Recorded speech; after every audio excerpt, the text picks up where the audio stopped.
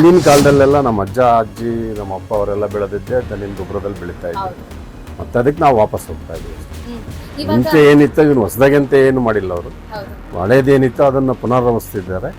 ಅವ್ರು ಹೇಳ್ತಿದ್ದಾರೆ ಏನಂದ್ರೆ ನನ್ನ ಹತ್ರನೇ ಬರಬೇಡಿ, ನೀವೇ ಪ್ರೋಸೆಸ್ ಮಾಡ್ಕೊಳ್ರಿ ಅಂತ ಹೇಳ್ಕೊಟ್ಟಿದ್ದಾರೆ. ನಮ್ಗೆ ಏನೇನ್ ಮಾಡ್ಬೇಕು ಅಂತ ಹೇಳ್ಕೊಟ್ಟಿದ್ದಾರೆ.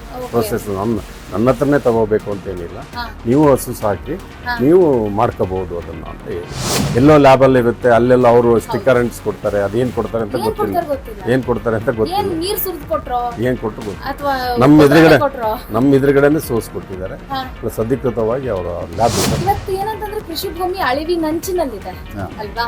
ಎಲ್ಲರೂ ಕೂಡ ರಾಸಾಯನಿಕ ಗೊಬ್ಬರ ಎರಚಿ ಸಾಕು ಮಾಡಿದ್ವಿ ನೆಲನೆಲ್ಲ ಅಲ್ವಾ? ಇಲ್ಲ ಪ್ರೊಸೆಸ್ ಅವೆಲ್ಲ ನೋಡ್ಬಿಟ್ಟು ತುಂಬಾ ಖುಷಿ ಆಯ್ತು. ಸದ್ಯ ಈ ತರ ಇನ್ನು ರೈತರುಗಳು ಮಾಡ್ತಾ ಇದಾರಲ್ಲ, ನಮಗೂ ಒಂದು ಅನುಕೂಲ ಆಗ್ತದಲ್ಲ ಅನ್ನೋ ಒಂದು ಇದ್ರೊಳ್ಳೆ ತಗೊಂಡೋಗ್ತಾ ಇದೀವಿ.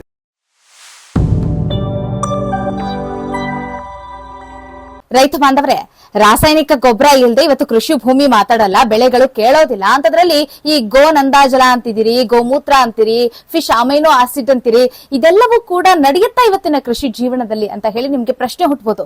ಆದ್ರೆ ಇಲ್ಲೊಂದು ಚಮತ್ಕಾರ ಕೇಳಿ, ಈ ಒಂದು ಗೋ ನಂದಾಜಲವನ್ನ ಬೇಕು ಅಂತ ಹೇಳಿ ಅದನ್ನ ತಗೊಂಡು ನಮ್ಮ ಕೃಷಿ ಭೂಮಿಗೆ ಹಾಕಿ ಕೃಷಿ ಭೂಮಿನ ಮತ್ತಷ್ಟು ಸತ್ವಗೊಳಿಸೋಣ, ಫಲವತ್ತುಗೊಳಿಸೋಣ ಅನ್ನೋ ಕಾರಣಕ್ಕಾಗಿ ಇವತ್ತು ಚಿತ್ರದುರ್ಗದಿಂದ ಗದಗಿನವರೆಗೂ ಕೂಡ ರೈತರು ಇಲ್ಲಿ ಬಂದಿದ್ದಾರೆ. ಆ ಗೋ ನಂದಾಜಲವನ್ನ ತೆಗೆದುಕೊಂಡು ಹೋಗ್ಲಿಕ್ಕೆ ಆಸಕ್ತಿಯನ್ನ ವಹಿಸ್ತಾ ಇದ್ದಾರೆ. ಬನ್ನಿ ಅವ್ರ ಜೊತೆ ಮಾತಾಡ್ತಾ ಹೋಗೋಣ, ಅವರ ಅಭಿಪ್ರಾಯವನ್ನ ಕೇಳ್ತಾ ಹೋಗೋಣ.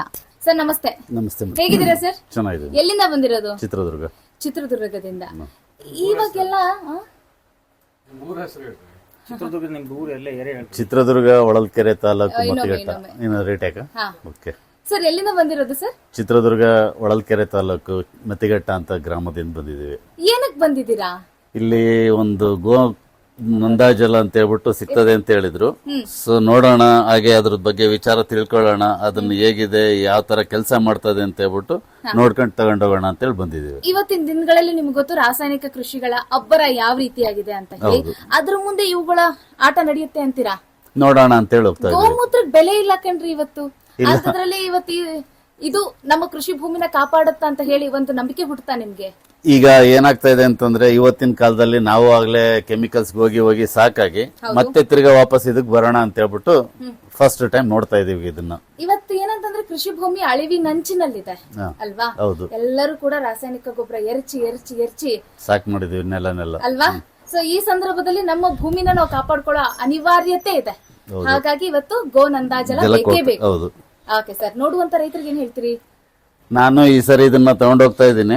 ನಮ್ಗೆ ಮೇನ್ ಶಿವ ಅವ್ರದ್ದು ಹೀಗೆ ಯೂಟ್ಯೂಬ್ ಚಾನಲ್ ಅಲ್ಲಿ ನೋಡ್ತಾ ಇದ್ವಿ, ಇವ್ರದ್ದು ಪರಿಚಯ ಆಯ್ತು.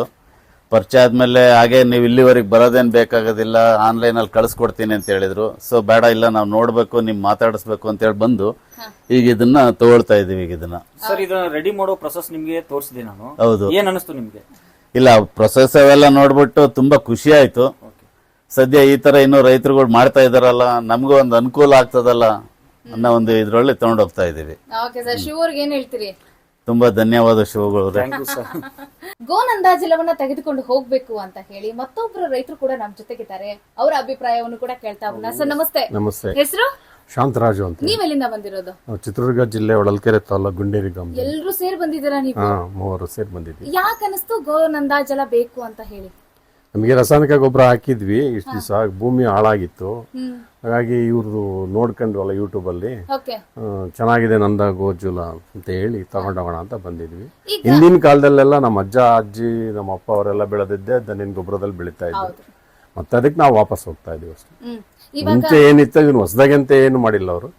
ಹಳೇದೇನಿತ್ತು ಅದನ್ನ ಪುನರಾವರ್ತಿಸಿದ್ದಾರೆ. ನಾವು ಅದನ್ನ ತಗೊಂಡೋಗೋಣ, ಉಪಯೋಗಿಸೋಣ. ಕುಣಪ ಜಲ ಅಂತ ಇತ್ತು. ಕುಣಪ ಜಲ ಅಂತ ಇತ್ತು. ವೃಕ್ಷ ಆಯುರ್ವೇದದೊಳಗೆ ಕುಣಪ ಜಲ ಅಂತ ಮಾಡ್ತಿದ್ರು ಹಿರಿಯರು. ಇವಾಗ ಸ್ವಲ್ಪ ಡೆವಲಪ್ ಮಾಡ್ಕೊಂಡು ಈ ತರ ಮಾಡಿದಾರೆ. ಹಳೆದನ್ನೇ ಮತ್ತೆ ಮುಂದುವರಿಸ್ತಿದ್ದಾರೆ. ನಾವು ಮತ್ತೆ ಹಳೆದಕ್ಕೆ ವಾಪಸ್ ಹೋಗ್ತಾ ಇದೀವಿ. ಹಳೆದಕ್ಕೆ ಹೋಗ್ತಾ ಇರೋದು ಒಳ್ಳೇದು. ಈಗ ನೀವು ಶಿವ ಅವರು ಹೆಂಗೆಲ್ಲ ಮಾಡಿದ್ರು ಅನ್ನೋದನ್ನ ನೋಡ್ಕೊಂಡಿದ್ದೀರಾ? ನಾನು ಯಾಕೆ ಮನೆಯಲ್ಲಿ ಮಾಡ್ಕೊಂಡು ನನ್ನ ತೋಟಕ್ಕೆ ಹಾಕ್ಬೇಕು ಅಂತ ಅನಿಸ್ಲಿಲ್ಲ ನಿಮ್ಗೆ? ಅಥವಾ ಈಗ ಇಲ್ಲೆಲ್ಲ ರೆಡಿಮೇಡ್ ಆಗಿದೆಯಲ್ಲ, ಶಿವರ್ ಮಾಡಿ ಇಟ್ಬಿಟ್ಟಿದ್ದಾರೆ, ಇದನ್ನ ತಗೊಂಡ್ ಹೋಗೋದು ಬೆಟರ್ ಅನ್ಸ್ತಾ? ಇಲ್ಲ, ಅವ್ರು ಹೇಳ್ತಿದ್ದಾರೆ ಏನಂದ್ರೆ ನನ್ನ ಹತ್ರನೇ ಬರಬೇಡಿ, ನೀವೇ ಪ್ರೋಸೆಸ್ ಮಾಡ್ಕೊಳ್ರಿ ಅಂತ ಹೇಳ್ತಿದ್ದಾರೆ. ನಮ್ಗೆ ಏನೇನ್ ಮಾಡ್ಬೇಕು ಅಂತ ಹೇಳ್ಕೊಟ್ಟಿದ್ದಾರೆ. ಪ್ರೋಸೆಸ್ ನನ್ನ ಹತ್ರನೇ ತಗೋಬೇಕು ಅಂತ ಏನಿಲ್ಲ, ನೀವು ಹಸು ಸಾಕ್ರಿ, ನೀವು ಮಾಡ್ಕೋಬಹುದು ಅದನ್ನ ಅಂತ ಹೇಳಿದ್ದಾರೆ. ಓಕೆ, ಇವತ್ತು ಕೃಷಿ ಮಾಡೋ ಪ್ರತಿಯೊಬ್ಬರ ರೈತರ ಮನೆಯಲ್ಲಿ ಒಂದ್ ಹಸು ಇದ್ರೆ ಸಾಕಲ್ಲ ಸರ್, ನಾಟಿ ಹಸು. ನಾಟಿ ಹಸು ಒಂದು ಹಸು ಸಾಕಿದ್ರು, ಒಂದು ಹಸು ಇವ್ರು ಹೇಳೋದನ್ನ ಮಾಡ್ಬೋದು. ಒಂದು ಹಸು ಇದ್ರು ಇವ್ರು ಏನ್ ಹೇಳ್ತಿದಾರೋ ಅದನ್ನ ನಾವೇ ತಯಾರು ಮಾಡ್ಕೋಬಹುದು. ಅವ್ರು ಹೇಳ್ದಂಗೆ ಕೇಳ್ಬಿಟ್ರೆ ನಮ್ ಕೃಷಿ ಭೂಮಿ ನಮ್ಮ ಮಾತು ಕೇಳತ್ತೆ. ತಯಾರಾಗುತ್ತೆ. ಏನೇನ್ ಬೆಳೆಗಳಿದಾವೆ? ನಮ್ದು ಅಡಿಕೆ ಇದೆ ಸರ್. ಅಡಿಕೆಗೆ ಹಾಕ್ತಾ ಇದ್ದೀರಾ ನೋಡಿ ರೈತ ಬಾಂಧವರೇ, ಇವರು ತಮ್ಮ ವಾಣಿಜ್ಯ ಬೆಳೆಯಾದಂತ ಅಡಿಕೆಗೆ ಇವತ್ತು ಗೋ ನಂದಾಜಲವನ್ನ ತೆಗೆದುಕೊಂಡು ಹೋಗ್ತಾ ಇದ್ದಾರೆ. ಅಡಿಕೆ ಹಾಕ್ಲಿಕ್ಕೆ ಬಂದಿದ್ದೀವಿ. ದೊಡ್ಡ ಬೆಳೆ ಅಲ್ವಾ, ರಿಸ್ಕ್ ತಗೊಳ್ತಾ ಇದ್ದೀರಿ? ಏನಿಲ್ಲ, ರಿಸ್ಕ್ ಅಂತ ಏನಿಲ್ಲ, ಇದರಲ್ಲಿ ತೊಂದರೆ ಆಗಂತದ್ದು ಏನಿಲ್ಲಲ್ಲ, ವಿಷಯ ಇಲ್ಲಲ್ಲ, ವಿಷಯ ಇಲ್ಲ. ಇಷ್ಟು ದಿನ ವಿಷ ಸುರಿದಿ ಸಾಕು, ಇದ್ರಲ್ಲಿ ಏನ್ ತೊಂದರೆ ಅಂತ ಏನಿಲ್ಲ. ಹಂಗಾಗಿ ಮೇಡಮ್ ಅವ್ರಿಗೆ ಲ್ಯಾಬ್ ಲ್ಯಾಬ್ ರಿಪೋರ್ಟ್ ತೋರಿಸಿದ್ದೀನಿ. ಲ್ಯಾಬ್ ರಿಪೋರ್ಟ್ ತೋರಿಸಿದ್ದಾರೆ. ಹೌದು, ಇವ್ರು ನೀವು ಯೂಟ್ಯೂಬ್ ನೋಡ್ಕೊಂಡ್ ಬಂದ್ರಿ, ಬಂದಾದ ನಂತರ ಯಾವ ರೀತಿ ಪರೀಕ್ಷೆ ಮಾಡಿದ್ರಿ ಇವರು? ಈ ರೀತಿಯಾಗಿ ಇವರು ಇದನ್ನ ಗೋಣ ಅಂದಾಜೆಲ್ಲ ಮಾಡ್ತಾ ಇದ್ರಲ್ಲ, ನಿಮಗೊಂದು ನಂಬಿಕೆ ಹುಟ್ಟಬೇಕಲ್ಲ. ಈಗ ಯಾರೋ ಏನೋ ಕೊಟ್ಟರು ತಗೊಂಡು ಹೋಗಕ್ಕಾಗಂಗಿಲ್ಲ. ಅವರು ಲ್ಯಾಬ್ ರಿಪೋರ್ಟ್ ತೋರಿಸಿದ್ದಾರೆ. ಅದರಲ್ಲಿ NPK ಏನಿದೆ, ಮತ್ತೆ ಲವಣಾಂಶಗಳು ಏನಿದೆ, ಇಂಗಾಲ ಏನಿದೆ, ಎಲ್ಲದನ್ನು ತೋರಿಸಿದ್ದಾರೆ ಅವರು. ಹಾಗಾಗಿ ನಮಗೆ ಒಂದು ನಂಬಿಕೆ ಬಂತು. ಆ ಲ್ಯಾಬ್ ರಿಪೋರ್ಟ್ ಅನ್ನೇ ಅಧಿಕೃತವಾದ ಲ್ಯಾಬ್ ರಿಪೋರ್ಟ್ ಅನ್ನು ತೋರಿಸಿದ್ದಾರೆ. ನಮಗೊಂದು ನಂಬಿಕೆ ಬಂತು.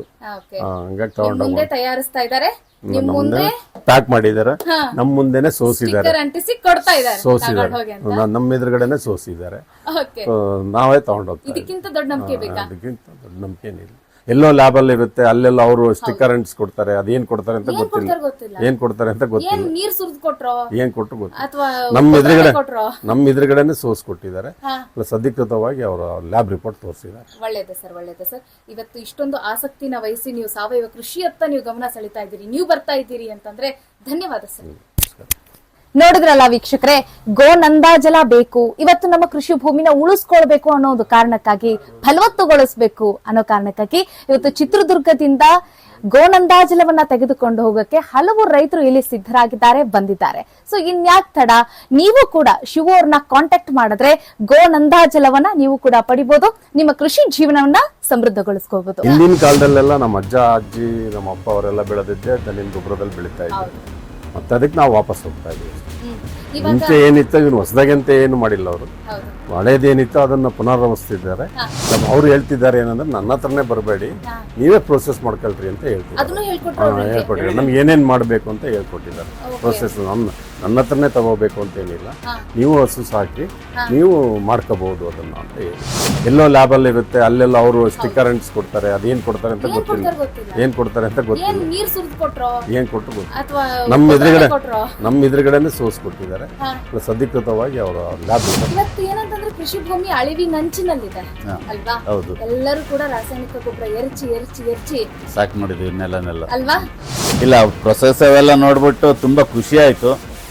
ಸದ್ಯ ಈ ತರ ಇನ್ನು ರೈತರುಗಳು ಮಾಡ್ತಾ ಇದಾರಲ್ಲ, ನಮಗೂ ಒಂದು ಅನುಕೂಲ ಆಗ್ತದಲ್ಲ ಅನ್ನೋ ಒಂದು ಇದ್ರೊಳಗೆ ತಗೊಂಡೋಗ್ತಾ ಇದೀವಿ.